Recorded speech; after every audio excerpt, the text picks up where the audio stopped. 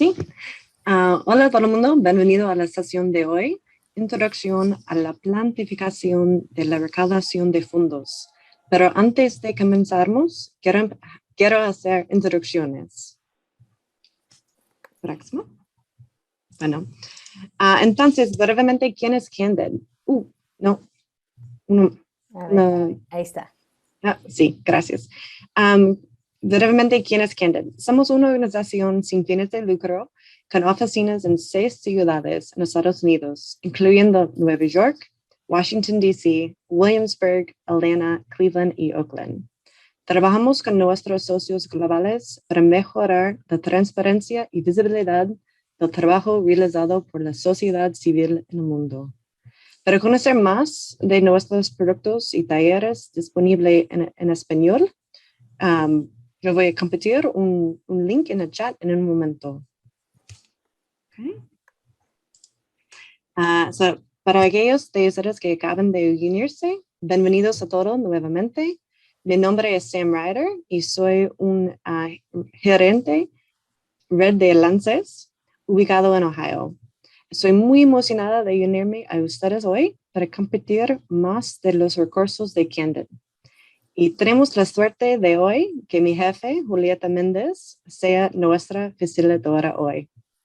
Julieta tiene una larga carrera en ayudar las organizaciones sin fines de lucro a prosperar, incluyendo que trabajaba para la International Community Foundation, supervisando programas de subvenciones para el desarrollo de capacidades en México, Argentina y la República Dominicana. Ahora, ella dirige varios departamentos y equipos desde nuestra oficina en Nueva York. Ok, creo que estamos listos para empezar. Julieta. Muy bien, muchísimas gracias, Sam. Gracias, Tania, y a la Secretaría por esta invitación. Como mencionaba hace un rato, para nosotros creo que esta asociación que hemos tenido con la Secretaría ha sido bastante productiva y bastante fructífera. Estamos muy, ¿cómo se dice? Muy contentos de ver la manera en cómo la Secretaría se ha realmente participado y ha buscado pues realmente aprovechar los recursos que ofrece Candid para la comunidad en Hidalgo, ¿no? Así que felices de estar aquí, felices de estar conectados con varios de ustedes nuevamente. Sé que nos hemos ya interactuado varias veces, así que bienvenidos y un placer siempre estar aquí conectada con México, que además es mi país de origen. Mis papás son mexicanos oaxaqueños, así que siempre es un placer estar conectada con México. Les voy a pedir de antemano que disculpen mi español porque a veces tengo el inglés ahí metido, entonces me empiezo a trabar un poquito, así que paciencia, por favor, ya me llegarán las palabras. Muy bien, pues vamos a empezar un poco con de qué se trata, ¿no? La presentación de hoy. Este curso básicamente es para aprender a planificar cómo recaudar fondos, ¿no? Porque obviamente algo que tenemos que reconocer y que ustedes saben mejor que nadie es que el sector social ha evolucionado significativamente en los últimos 10, 20 años, ¿sí? Hemos pasado de ser, y lo digo esto a nivel tanto en Estados Unidos como en Latinoamérica, a nivel global, hemos pasado de ser un sector que dependía de la caridad, ¿no? Y de los buenos sentimientos de las personas que deseaban contribuir a una buena causa, a realmente ser un sector que estamos sirviendo y apoyando necesidades urgentes, necesidades reales, actuales, en nuestras comunidades, ¿no? Son necesidades que en otro momento quizá el gobierno hubiera estado apoyando o que otros sectores hubieran estado apoyando. Ahora el sector social es el que ha tomado el liderazgo para resolver muchas de esas problemáticas o retos sociales, así, ¿sí? Entonces, como tal, obviamente no podemos seguir dependiendo de la buena caridad de las personas a que donen cuando cuando les nazca donar, sino realmente tenemos que tener un rol mucho más activo en este proceso de financiamiento para nuestra organización, ¿no? Y obviamente que ese rol activo, se tiene que acompañar con, con un plan, ¿no? Con un plan que tiene que incluir, por ejemplo, la colaboración y el acuerdo de toda la organización, ¿sí? Desde el consejo directivo y el director ejecutivo hasta la persona que barre la oficina después de que cerramos a las 5 o 6 de la tarde, ¿no? Entonces es realmente un proceso bastante colectivo, y por eso es que estamos teniendo esta clase el día de hoy, ¿sí? Para explicarles los pasos básicos de cómo empezar esas conversaciones en sus organizaciones si es que no lo han hecho todavía. Bueno, primero, al finalizar, ¿cuáles son los objetivos de la clase? Pues al finalizar van a poder explicar los pasos básicos para desarrollar un plan de recaudación de fondos, van a poder identificar los activos o las fortalezas, digamos, de su organización, van a poder desarrollar un case statement, o lo que también creo que conocen aquí en México como un caso o propósito de la organización, tener ese marco bien desarrollado, y establecer las metas de la recaudación de fondos, ¿no? Y finalmente poder redactar el plan en sí. Entonces, todos esos son los aspectos que vamos a ver hoy en los 50, 60 minutos que tenemos. Obviamente no vamos a poder entrar en detalle, pero es para que cuando menos tengan una idea básica de lo que esto consiste. Pero bueno, antes de entrar ya en materia, me gustaría hacerles primero unas cuantas preguntas para yo también conocerlos un poquito mejor. Entonces les voy a pedir que por favor respondan en el chat con un simple sí o no. ¿Tu organización cuenta con un equipo especializado en la recaudación de fondos? ¿Sí o no? A ver, vamos a ver aquí qué nos dicen. No, muy bien. Y ninguna respuesta es correcta, solamente quiero saber cuál es el estado de cada organización. Muy bien, pues veo más o menos que tenemos como 50-50, ¿no? Como que la mitad de los participantes sí cuentan con un equipo y la otra mitad no. Está muy bien. A ver, vamos a continuar. La otra pregunta es, yo soy el único responsable de recaudar fondos para mi organización, ¿verdadero o falso? También por favor respondan en el chat. Y a lo que me refiero con yo soy el único, o quizá la otra manera de pensar en esta pregunta es solo tenemos a una persona responsable para recaudar fondos, ¿verdadero o falso? Aquí veo falso, falso, verdadero, ok. Muchas veces pensamos que solamente que vamos a contratar al superhéroe que va a venir a salvar a la organización y va a traer todo el dinero, ¿no? Y obviamente, muy bien, veo algunos que están moviendo la cabeza diciendo que no, sí, exactamente eso no es así. Como mencioné hace un rato, tiene que ser un trabajo en equipo. Así que aquí veo varios que dicen falso, perfecto, muy bien. Creo que están en muy buena posición. Vamos a la siguiente pregunta. Cuento con el apoyo incondicional de mi director ejecutivo y o de mi consejo directivo para traer más fondos a la organización. Y las respuestas aquí es totalmente verdadero, parcialmente verdadero o para nada. Muy bien, perfecto. Estoy viendo aquí bastantes totalmente. Qué bien. Si la situación en tu organización es que sí cuentas con el apoyo de tu director ejecutivo, tu consejo directivo, estás en una muy buena posición realmente para tener éxito con la recaudación de fondos. Si no pudiste responder o tu organización no está en tu organización no está en esa situación donde cuentas con el apoyo de tu director o consejo, bueno, no es el fin del mundo, simplemente quiere decir que requieres un poquito más de trabajo, ¿no? Pero bueno, igual ya hablaremos también de eso. Muy bien, pues vamos a empezar con la pregunta del día, ¿no? ¿Qué es un plan de recaudación de fondos? Y aquí, bueno, la definición que tenemos aquí es que es un documento vivo que establece tareas y estrategias específicas para el recaudo de fondos, incluyendo a los responsables y plazos de tiempo. Ahora, ¿por qué le llamamos un documento vivo? ¿Sí?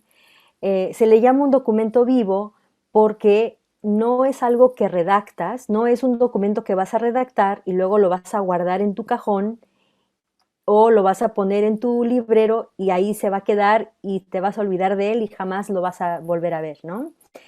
Se trata de que este plan de recaudación de fondos es un plan que es compartido con toda tu organización, que es revisado por ti periódicamente, que es ajustado y es editado, depende a cómo vayan cambiando las necesidades de tu organización y cómo vayan cambiando los resultados, ¿no?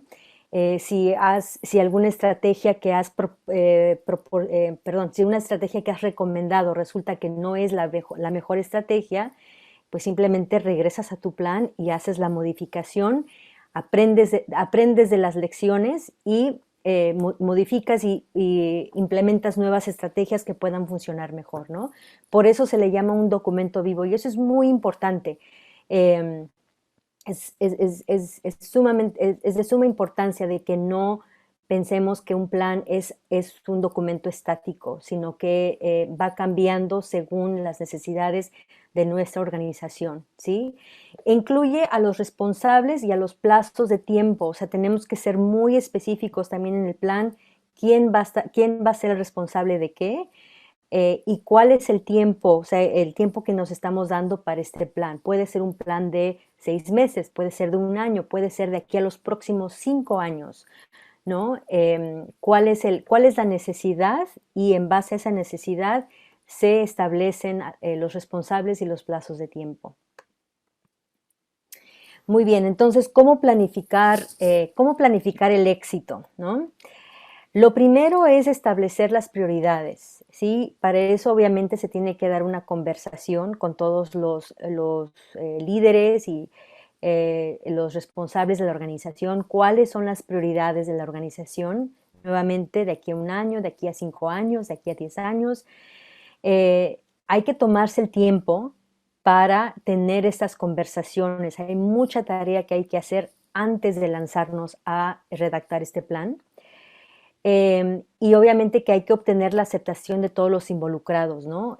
Por ejemplo, si tú eres el director de recaudación de fondos, no puedes poner un plan sin consultar con tu director ejecutivo o sin consultar con tu consejo directivo o con el director de programas, por ejemplo, o la persona encargada de programas. Muchas veces lo que hemos visto y lo que sucede bastante es que a veces los que están encargados de recaudar fondos no se comunican con los que están encargados de programas. Entonces ellos empiezan a traer dinero para ciertas cosas y los que están ejecutando no hay un acuerdo, ¿no? Y termina siendo un poco, se termina poniendo a la organización en una situación bastante precaria porque no hay capacidad para poder responder a la financiación que se ha recibido, ¿no? O el que está encargado de recaudación de fondos no entiende los programas que el departamento de programas, por ejemplo, está implementando. Entonces, por eso ese tipo de comunicación es muy importante que se dé. Y como mencioné hace un rato, la recaudación de fondos es totalmente un deporte en equipo, ¿no? Es trabajo en equipo, no se puede hacer solo. Bueno, ¿cuáles son los 6 pasos para crear el plan de recaudación? Como mencioné hace un rato, es importante identificar los activos. En esta situación estamos usando la palabra activos, pero me parece que quizá la palabra mejor aquí sería las fortalezas de tu organización, ¿sí? ¿Cuáles son las fortalezas, los puntos más sobresalientes en tu organización?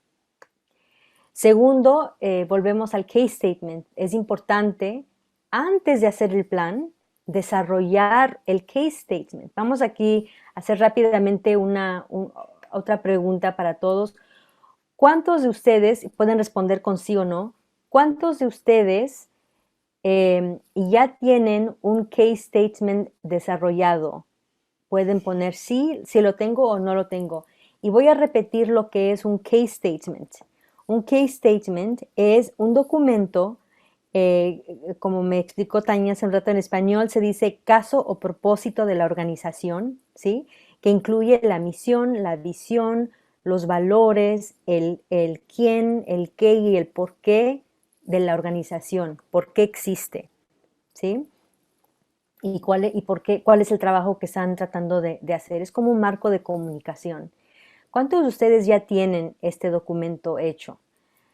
Si lo tienen, pueden poner sí en el chat. Los que ya lo tienen, obviamente ya tienen un buen comienzo, así que felicidades. Y los que no, ese sería, digamos, el primer punto de partida, ¿no? Es asegurarse de que tienen bien desarrollado el mensaje del porqué de la organización. Bueno, el próximo plan aquí, o el próximo paso, perdón, es establecer tus metas, ¿sí? ¿Y a qué me refiero con metas, no? Las metas aquí en este caso serían, por ejemplo, ¿por qué estás recaudando el dinero? ¿Estás recaudando dinero para un programa? ¿Estás recaudando dinero para gastos operativos de la organización? ¿Estás recaudando dinero para un evento, quizá una gala? ¿Cuál es el propósito? ¿Cuáles son las metas detrás de esta recaudación de fondos que vas a hacer? ¿No? Y hay varias razones que puedas tener o varias metas que puedas tener y esas metas son muy importantes aclararlas. Eh, eh, es importante también separar estrategias. Por ejemplo, no puedes estar recaudando dinero para operaciones junto con programas y mezclar esas estrategias. Recaudar dinero para programas requiere estrategias muy específicas. Recaudar dinero para operativos requiere estrategias muy específicas. Entonces, es importante separar ambas y tener estrategias claras para cada una, ¿sí? Muy bien. El próximo paso aquí es crear un plan de acción, ¿sí? ¿Quién se va a encargar de qué? Ahora, a veces, volviendo este punto lo conecto con lo que decíamos anteriormente, los responsables, ¿no? A veces creemos que, bueno, el director ejecutivo, como es él o ella son pues, la cabeza de la organización, ellos eh, tienen que ser los responsables de ir a hablar con los donantes y de tocar puertas y todo ese rollo, ¿no? Y a veces ese no es el caso, ¿sí? Y esto lo aprendí hace ya algunos años, cuando justamente también tomaba un curso sobre recaudación de fondos, y se me quedó muy grabado este ejemplo que nos dio el profesor en aquel entonces, ¿no? Muchas veces el director ejecutivo no es la persona mejor indicada para hacer el pedido del dinero. A veces son los más, a veces puede que el director ejecutivo o la directora no tengan el carisma necesario, digamos, para poder hacer el pedido, ¿no? Porque para recaudar fondos se requiere un poco de carisma, se requiere un poco de pasión, se requiere un poco de entusiasmo, ¿no? Tienes que abogar por tu causa, ¿sí?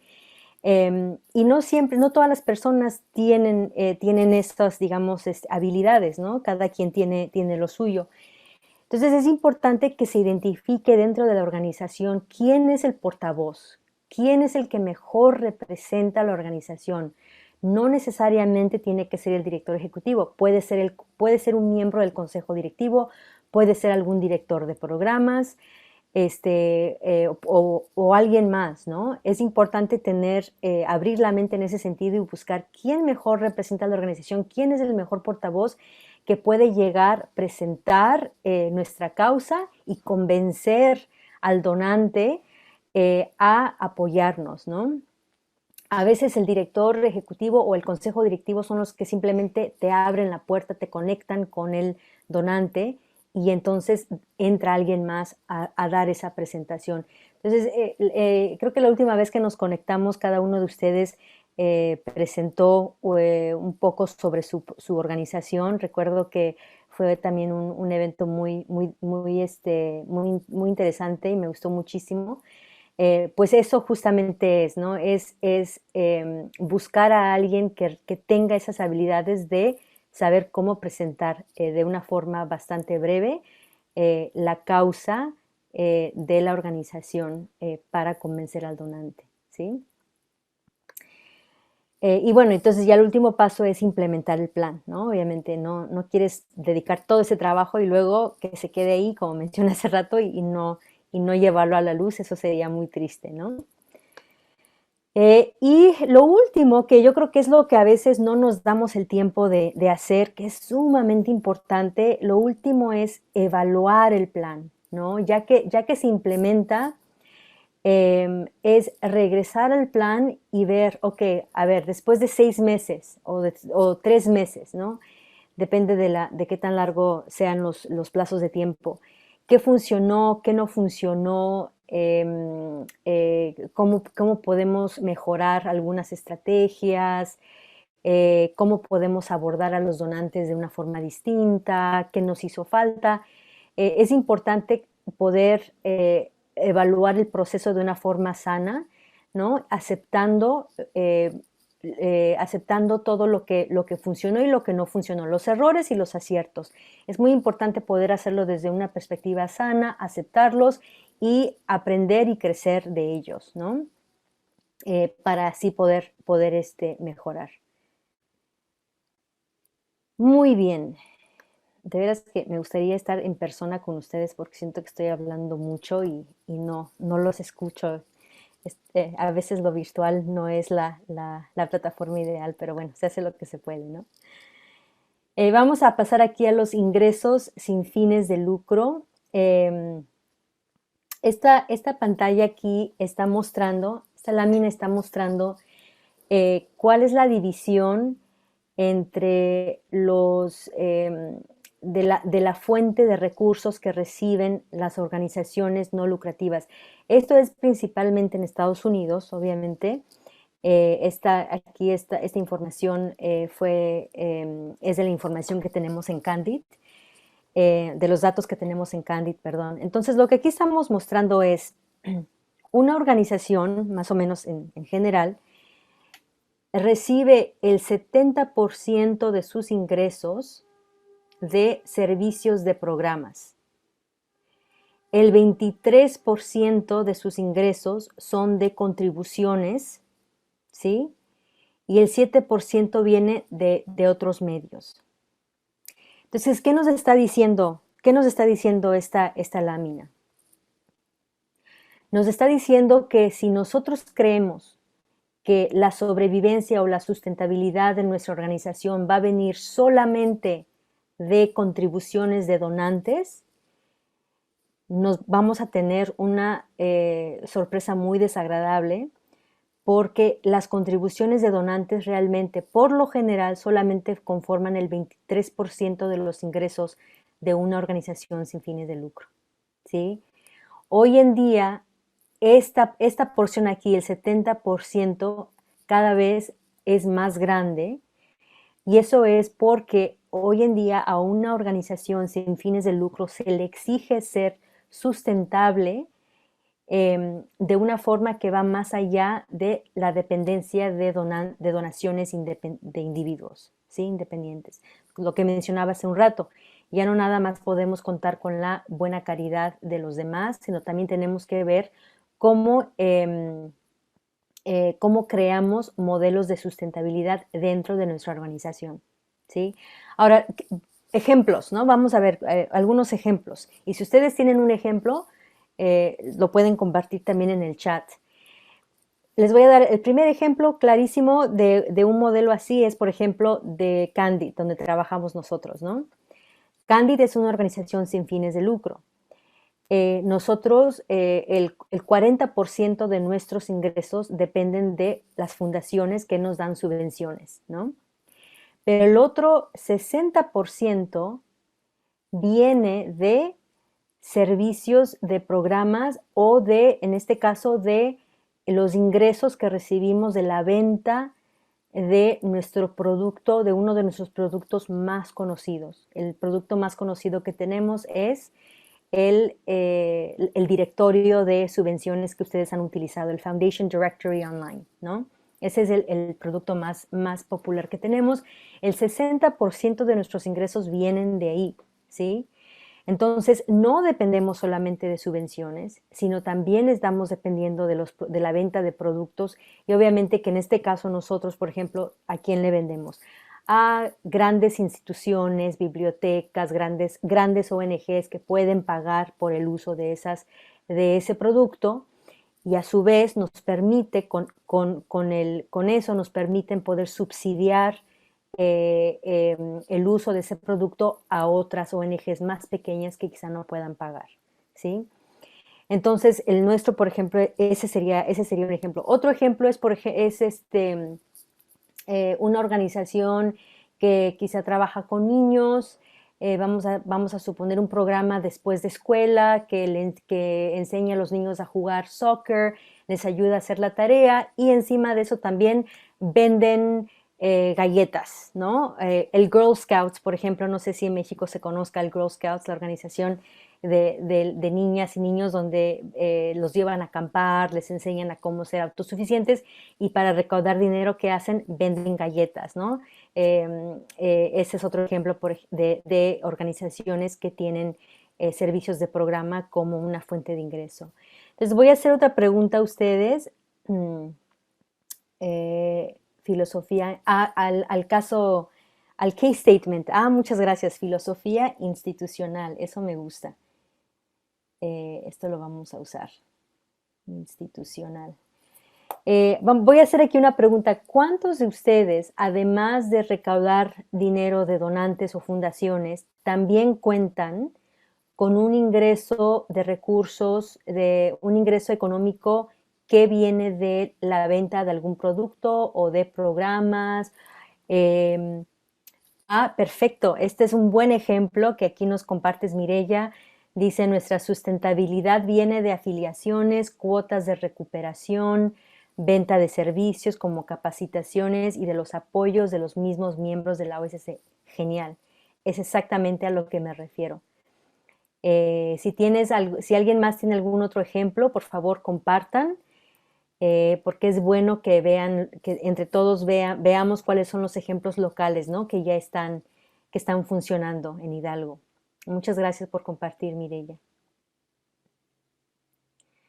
Muy bien, vamos a continuar aquí. Entonces, bueno, a ver, aquí estamos viendo esta fuente, dice, estos datos son del 2019 y dice 450,000 millones de dólares por fuente de contribuciones. Aquí estamos viendo que las diferentes fuentes, perdón, voy a hacer una pequeña relación para que me sigan aquí el hilo. Bueno, ya hablamos que el 70% de los ingresos vienen de servicios de programas. Muy bien. Ahora vamos a enfocarnos en este 23%, que son las contribuciones. ¿Ok? Entonces voy aquí ¿cómo se dice en español? Zoom in. Me voy a acercar aquí a este pedacito de 23% para entender mejor de qué está compuesto, ¿sí? Entonces, esta lámina que vemos aquí, este es el 23%, ¿sí? Entonces, lo que esta lámina nos está diciendo es que ese 23% está compuesto de donaciones de particulares. ¿Quiénes son los particulares en este caso? Los individuos. ¿Quiénes son los que donan? Bueno, ya sé que no me pueden hablar. Sí, pueden señalarse a sí mismos si alguna vez has donado a una ONG, igual te puedes señalar a ti mismo. Exacto, gracias Tania, levantar la mano. Tú eres el particular, ¿sí? Tú eres el individuo que está donando el 68% de ese triangulito que vimos hace un rato. Esto viene de individuos como ustedes y como yo, ¿no? Como nosotros, los que estamos contribuyendo. El El 5%, que es este pedacito que vemos aquí, viene de empresas. El 17% viene de fundaciones, como la Ford, Gates, etcétera. Y el 10% viene de legados, ¿sí? Espero que estén tomando nota porque esto es importante y obviamente tienen la copia de los diapositivos. Exactamente, Mirilla, nuestros vecinos, amigos, voluntarios, así es, esos son los particulares. Yo siempre dono y nuestros amigos y familiares también. Gracias, Lourdes, así es. Todos estos son los particulares, ¿no? Entonces, estos son, cuando estamos hablando de contribuciones, estas son las diferentes fuentes que tenemos que estar pensando, ¿sí? ¿Quiénes son los individuos que están contribuyendo a mi organización? ¿Cuáles son las empresas que están contribuyendo a mi organización? ¿Cuáles son las fundaciones que están contribuyendo a mi organización? Y por último, y aquí me gustaría también que levantaran la mano, que me dijeran en chat, cuántos legados están viniendo a mi organización? Entonces vamos a ver, ¿qué es un legado? Si sabes la respuesta, la puedes poner en el chat. Pero a ver, ¿qué es un legado? Voy aquí a darles un minutito para que respondan. Campañas de crowdfunding. Exactamente, las campañas de crowdfunding son esenciales para poder llegar a los particulares y para poder crear una base sólida de donantes particulares. Exactamente. ¿Quién me puede decir a qué nos referimos con legados? Igual la terminología no sea la misma en México, así que disculpa si no es la misma terminología y ahorita le explico y ya me dicen ustedes cómo le llaman. Ok, muy bien, deja explicar. Bueno, un legado es básicamente, vamos a suponer que mi abuelita, bueno, que en paz descanse, pero vamos a poner que la abuelita de alguien lleva años donando a tu organización. Ernesto, aquí te estoy viendo a ti. Vamos a ver, Ernesto. La abuelita de tu vecino lleva años donándole a tu organización, ¿sí? Y todos los años le ha dado, no sé, vamos a suponer 50,000 pesos, ¿no? Esta abuelita tiene de dónde donar, ¿no? De 50,000 pesos, así todo, cada año. Entonces, obviamente que ya llega a su punto donde está preparando la herencia, gracias Tania, la herencia, y entonces está pensando la abuelita, bueno, a ver, ¿a quién le voy a dejar mi fortuna, no? Están mis hijos, mis nietos, pero ¿sabes también quién está? La organización a la que siempre le he donado, quiero dejarle también una fortuna a ellos, ¿no? Y entonces incluye a tu organización en su herencia y queda ahí ya hecho, ¿no? De que el dinero, cuando ella fallezca, un porcentaje de ese dinero se va a ir a tu organización. Esa es la herencia, exactamente. Esos, obviamente, ese tipo de contribuciones no llegan así nomás porque sí, ¿no? Para que esta abuelita haya decidido poner a la organización de Ernesto en la herencia, ¿qué tuvo que haber pasado? Muchísimos desayunos, cenas entre Ernesto y la abuelita, conversaciones, reportes, cartas de agradecimiento, tarjetas en su cumpleaños, flores en el Día de las Madres, reportes, dejándoles saber, ¿no? El impacto que su dinero está teniendo, los gestos importantes para crear una relación de mucha confianza y de mucha transparencia entre la abuelita y la organización de Ernesto, ¿no? Gracias, Lourdes. Aquí estoy viendo, Lourdes puso sensibilización y transparencia, exactamente. Los agradecimientos de los mismos beneficiarios. Todos esos detalles, interés e impacto que tiene la organización, exactamente. Todos esos detalles son sumamente importantes cuando se tiene a un donante en vida, ¿no? Es importante mantener esa relación, cultivarlo. Aquí en Estados Unidos utilizamos mucho la palabra cultivar, ¿no? Cultivar esa organización, esa relación y asegurarnos de que la persona que te está donando, así te estén donando $5, así te estén donando $100, así te estén donando $50,000, es importante que a las personas se les agradezca, que se les mantenga al tanto de cómo su dinero está teniendo un impacto, ¿no? Y que también, que es lo otro que no he mencionado también, que es sumamente importante, que tuvo que haber pasado para que la abuelita le dejara la herencia a Ernesto. ¿Qué tuvo que haber pasado? No lo he mencionado. Lo voy a poner aquí en el chat en inglés. The ask, lo que lo decimos en español es el pedido. El pedido es algo que siempre lo dejamos por hecho, ¿no? Decimos, bueno, no, la abuelita nos ha dado ya por 30 años, lleva contribuyendo a nuestra organización. Yo creo que sí nos va a poner en la herencia, ¿no? La voy a invitar a un café, nomás para que sepa que aquí estamos, pero yo creo que sí nos va a poner en la herencia. Yo creo que sí, asumimos, ¿no? Lo damos por hecho y eso nunca es bueno. Cuando tenemos el papel cuando tenemos el rol de recaudo en nuestra organización, nunca es bueno dar algo por hecho, ¿sí? Siempre es importante hacer el pedido, ¿no? En Estados Unidos se usa mucho la terminología de béisbol que dice bring it home, ¿no? Tráete, o sea, llévate el premio a casa, ¿no? Bring it home, o sea, haz el pedido para que realmente recibas lo que necesitas recibir, ¿sí? En encuestas que se le han hecho a donantes, se les ha preguntado la razón por la cual no dan una contribución.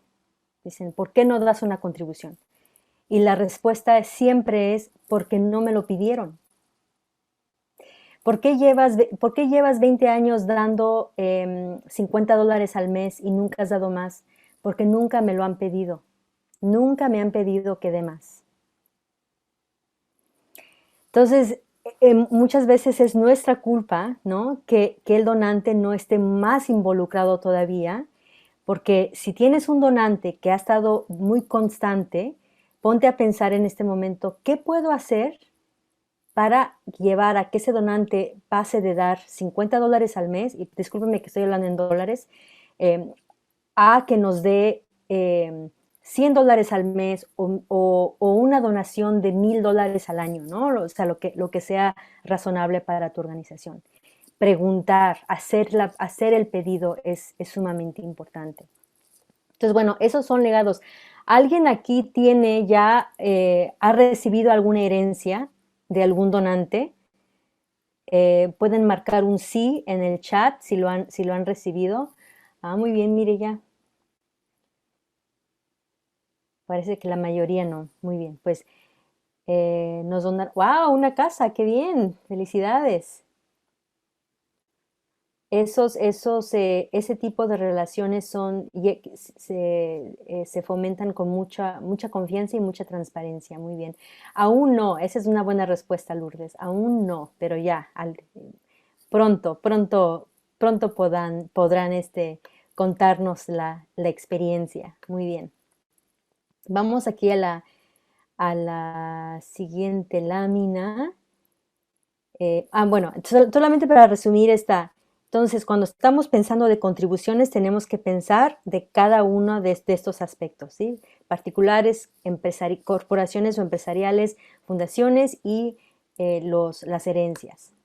Muy bien. Entonces, aquí empezamos con la identificación de los activos. Aquí viendo el tiempo, estoy viendo que son las 12:49. Creo que nos vamos a pasar tal vez unos minutos, igual tal vez como media hora. Espero que esté bien y si necesitamos si tienen que retirarse, bueno, lo entiendo también, pero es para poder cubrir todo lo que necesitamos cubrir y también hacer tiempo para respuestas. Preguntas, perdón. Bueno, aquí tenemos el primer paso que hablamos hace un rato es identificar los activos, ¿no? ¿Cuáles son tus fortalezas organizativas actuales? Esa es la pregunta que hicimos hace un rato. Déjame mover aquí mis pantallas para... ¿cuántos de ustedes han escuchado hablar del DAFO o de un análisis SWOT? Pongan sí en el chat si han escuchado hablar de un análisis SWOT. Muy bien, Tania dice que sí, Maristela que sí, muy bien, Alejandro, gracias. Rosy, perfecto, perfecto. La traducción del SWOT al español me parece que es DAFO y tenemos aquí los diferentes elementos. A ver, déjame ver si aquí, ahí está. Los diferentes elementos aquí son en español, ¿no? El DAFO son debilidades, amenazas, fortalezas y oportunidades, ¿sí?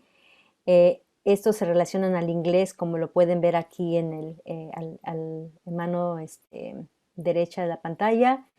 Strength, weakness, opportunity and threat es el SWOT, ¿sí?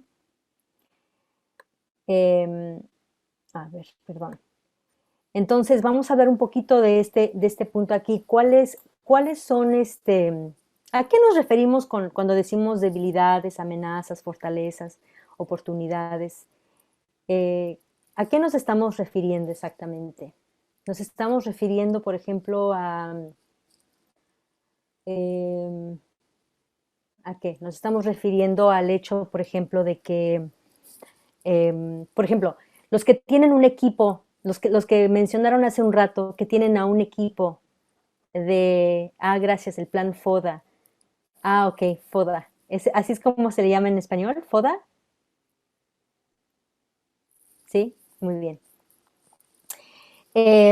Bueno, los que mencionaron hace un rato que tienen un equipo que se dedique específicamente a la recaudación de fondos, por ejemplo, esa es una fortaleza, ¿sí? Ya tienen un equipo en casa que les puede apoyar con ese trabajo.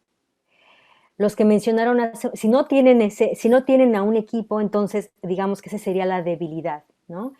La manera en cómo se entiende todo esto es que las debilidades y las fortalezas, esas dos específicas, son internas, ¿sí? Interior a mi organización, cuáles son las debilidades y las fortalezas. Las amenazas y las oportunidades son externas, ¿sí? Así es como se utiliza este marco. Entonces, si no tienes un equipo de recaudación de fondos, por ejemplo, esa es una debilidad, ¿no? Entonces ahí tienes que ver cómo empiezas esa conversación con tu director o con el consejo para poder crear ese equipo. Si tienes, por ejemplo, hace un rato también hice la pregunta, ¿cuántos de ustedes cuentan con todo el apoyo de su director ejecutivo, de su consejo directivo? Varios dijeron que totalmente, ¿no? Entonces, para los que cuentan con ese apoyo, esa es una fortaleza. Si no cuentas con el apoyo de tu director ejecutivo, de tu consejo, esa es una amenaza y hay conversaciones que tienen que iniciar con estas dos partes para poder tener el apoyo necesario, ¿no? Vamos a hablar exacto, Mireya, nuestras fortalezas es un equipo capacitado y profesionalizado, así es. Ahora vamos a hablar de las amenazas y de las oportunidades. ¿Cuáles serían algunas amenazas u oportunidades? Y pueden también compartir en el chat. Una oportunidad, por ejemplo, sería, vamos a suponer que que ya tienen a donantes particulares que han estado donando a su organización ya por 5 años, ¿no? 10 años. Esas son tremendas oportunidades. De hecho, aún si tienen a alguien que le ha estado donando a la organización ya por 1 año o 2 años de manera regular, esa ya es una oportunidad tremenda ahí. Estamos hablando ya de alguien que ha tenido el compromiso de estarle de estar contribuyendo a la organización. Entonces es identificar a esas oportunidades, ¿no? ¿Quiénes son estos individuos y cómo vamos a fortalecer nuestra relación con ellos? ¿Cómo vamos a cultivar la relación, ¿no? Muchas veces se hace un evento para agradecerles, se les invita a un cóctel, etcétera. Entonces, ¿cuáles son esas oportunidades? Un ejemplo de una amenaza. Un ejemplo de una amenaza sería que, vamos a suponer, una amenaza es una empresa que les ha estado dando dinero por los últimos 5 años, va a cerrar, ¿no? Se ha ido a la quiebra, va a cerrar y lamentablemente ya no va a poder continuar apoyando a la organización. Esa es una amenaza. Y si solamente se han atenido a esa empresa, entonces ustedes como organización corren un riesgo muy alto también de dejar de existir, ¿no? Entonces, ver a su alrededor y entender cuáles son las amenazas que están afrontando a la organización, ¿sí? Muy bien, vamos a continuar aquí. El otro paso importante cuando hablamos de desarrollar tu filosofía institucional es hacerse la pregunta, ¿no? Eh, eh, ¿Por qué tu organización necesita y merece apoyo? ¿Sí? Ahora, muchas veces la respuesta común que hemos escuchado al hacer esta pregunta es que mi organización necesita apoyo porque si no recibimos apoyo no vamos a pagar la renta, no vamos a poder pagar los biles y no vamos a poder pagar los salarios, ¿no? Por eso necesitamos apoyo. Y la respuesta es, bueno, sí, o sea, en términos muy prácticos, sí, esa es la razón por la cual se necesita el apoyo, es porque hay que pagar la renta, el alquiler, los biles, el salario, etcétera. Pero con eso no se va a convencer a un donante, con eso no se va a convencer a una fundación ni a una empresa, ¿sí? De lo que estamos hablando aquí es la causa. ¿Cuál es la causa? ¿Por qué existe la organización? Volvemos a las preguntas que hice hace un rato, ¿no? ¿Por qué existe? ¿Para quién existe? ¿Sí? ¿Qué es lo que está haciendo la organización para combatir la causa que están combatiendo? Entonces, por ejemplo, las presentaciones que hicieron hace un mes, no sé, ya no me acuerdo cuánto tiempo fue, que hablaron de la necesidad, cuál es la necesidad de la comunidad, ¿no? Y cómo ustedes están combatiendo esta necesidad, cuáles son las actividades específicas que están realizando para combatir esa necesidad y cómo es que el trabajo de ustedes está mejorando la situación, ¿no? Es muy importante hablar de la mejora, cuál es el impacto que se está viendo. A eso es lo que me refiero cuando hablamos de por qué tu organización necesita y merece apoyo. Es hablar de la causa, no hablar de los biles de la luz, ni de la renta, ni de los salarios. Esa no es la manera de argumentar, ¿sí? Y aquí, bueno, los componentes que mencioné hace un rato: misión y valores, programas y servicios, logros, planes para el futuro y necesidades de presupuesto, ¿no? Necesidades de presupuesto en ese sentido se refieren a qué?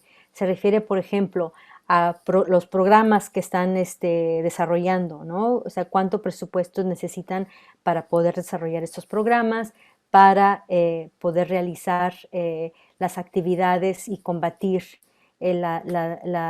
o solventar la demanda, ¿no?, que están viendo dentro de la comunidad. A esto se refiere. Y siempre hay preguntas durante esta lámina, así que si tienen preguntas, anótenlas, tendremos un poquito de tiempo al rato, las pueden poner en el chat. Sam está revisando todas las preguntas también y las contestaremos en un ratito, ¿ok? Establece tus metas, empieza aquí y ahora. ¿A qué me refiero con esto? Me refiero a que no es necesario realmente volver al pasado, ¿no? Indagar en el pasado para poder crear tu plan de recaudación de fondos. Es ¿Cuáles son mis necesidades ahora? ¿Qué estoy haciendo ahora? ¿Quién está conmigo ahora? Y de aquí empezamos y continuamos hacia adelante, ¿no? A eso nos referimos con esta sección. Y aquí las preguntas es, ¿quiénes son tus socios actuales de financiación? ¿Sí? ¿Quiénes son tus patrocinadores más grandes? ¿Dónde podrías fortalecer la base de financiación? Vamos a suponer que la mayoría, como mencioné hace un rato, vamos a suponer que la mayoría de ustedes tiene o que tienes un donante empresarial, ¿no? Pero que el 90% de tu financiamiento viene de un donante empresarial. ¿Cuáles son las otras áreas que podrías fortalecer si es así? Podrías fortalecer el área de los particulares, ¿no?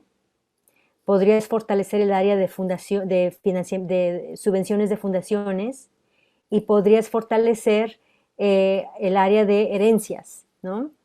Esas son las tres áreas que puedes fortalecer. En cuanto a los particulares, hace un rato alguien mencionó el crowdfunding. Si nunca has recibido donaciones de particulares, el crowdfunding o hacer una campaña en Facebook o alguna otra una campaña en los medios sociales es una manera excelente de empezar. Y así empiezas a darle visibilidad a tu proyecto y empiezas a llamar la atención de donantes particulares. Y muchas veces puede empezar contigo, con tus vecinos, con tus amigos, con tus familiares. Se empieza y la contribución de este pequeño círculo puede ser muy impactante y muy beneficioso para ayudarte a formar una base y en base a eso ayudar a tu base a crecer. ¿Sí? Muy bien. Aquí con esta lámina nos habla nuevamente de cómo hay que recordar que un río se nutre de diferentes fuentes de agua, ¿no? De diferentes arroyos. Entonces podemos ver a cada uno de estas fuentes de recursos como un arroyo distinto que nutre el río de nuestra organización. ¿Sí? Muy bien, vamos a continuar aquí. Crear estabilidad. ¿Cuáles patrocinadores podrían proporcionarte la mayor seguridad a largo plazo?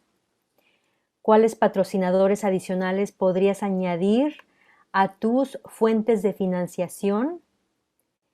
¿Y cuánto tiempo y dinero necesitarán para asegurar financiadores adicionales? Estas son preguntas claves que te tienes que hacer tú y obviamente tu director y la organización, que se tienen que hacer cuando están teniendo estas conversaciones iniciales para crear el plan de recaudación, ¿sí?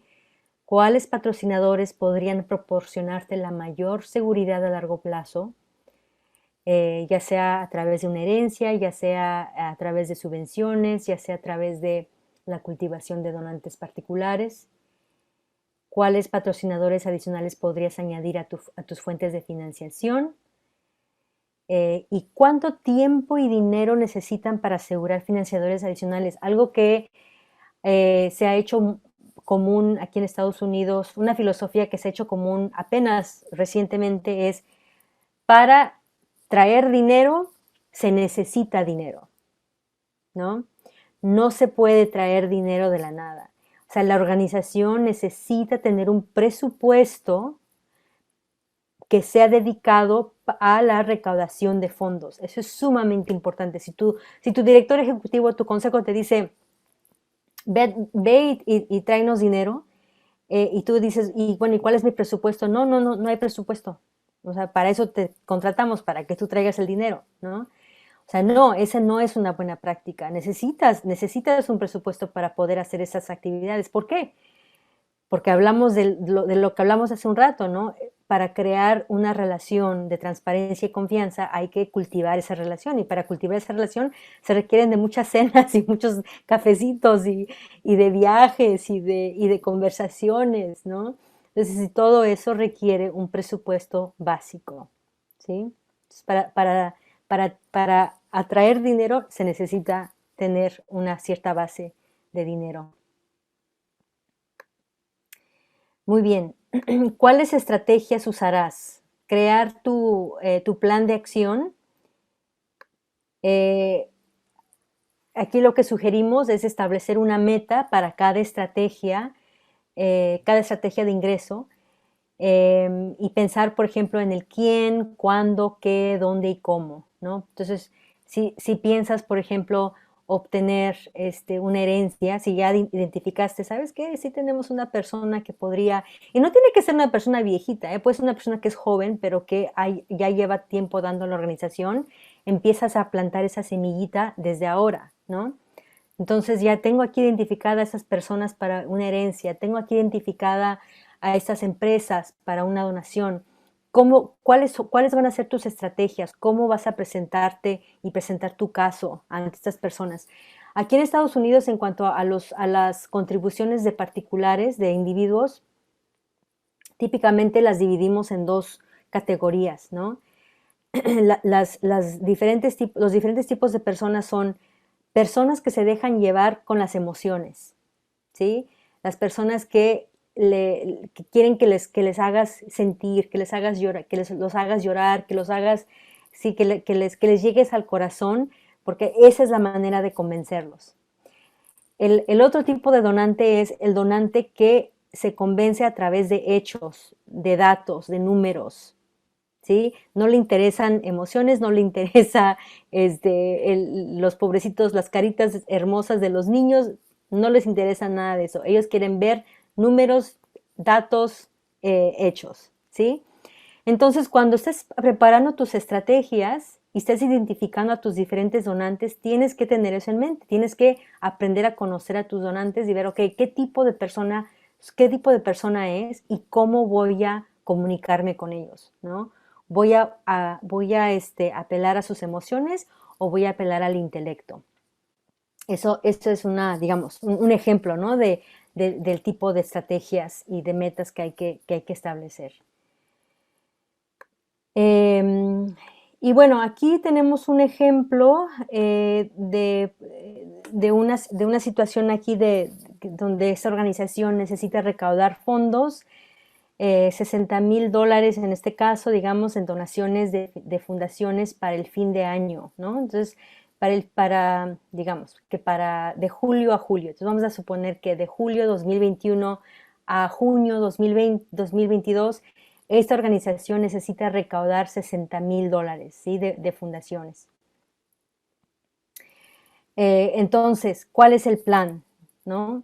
El plan es que el personal, o sea, las personas encargadas en la organización van a realizar una investigación y van a identificar quiénes son los posibles prospectos, ¿no? Cuáles son las fundaciones que van a poder darle dinero a esta organización, y en base a eso determinarán las estrategias. Una vez se identifican a las fundaciones, se identifica, ok, esta fundación financia programas o financia operativo. De los programas que tenemos, se interesan más en niños, en la causa de mujeres, en educación, cuáles son los intereses de esta fundación, ¿no? Entonces, ahí es cuando se va indagando todavía más. Pero el primer paso es investigar quiénes son los potenciales prospectos. ¿Cuál es la línea de tiempo para realizar esto? De enero a febrero. Sería no realista suponer que si tenemos que recaudar $60,000 de fundaciones, no es realista asumir que este dinero se va a recaudar de aquí a final de este año. Esa línea de tiempo sería un fracaso, ¿no? Porque sabemos muy bien que para solicitar apoyo para una fundación se requiere mínimo de 6 a 9 meses, mínimo, ¿no? Entonces, este tipo de líneas de tiempo hay que tenerlas muy en cuenta, ¿sí? Muy en cuenta. Porque si no, van a crear un plan que va a resultar en fracaso, porque no, o sea, las líneas de tiempo no coinciden. Entonces aquí estamos viendo, por ejemplo, cómo ellos van haciendo sus planes. De marzo a abril el comité y el personal revisarán los prospectos para ver si hay conexiones.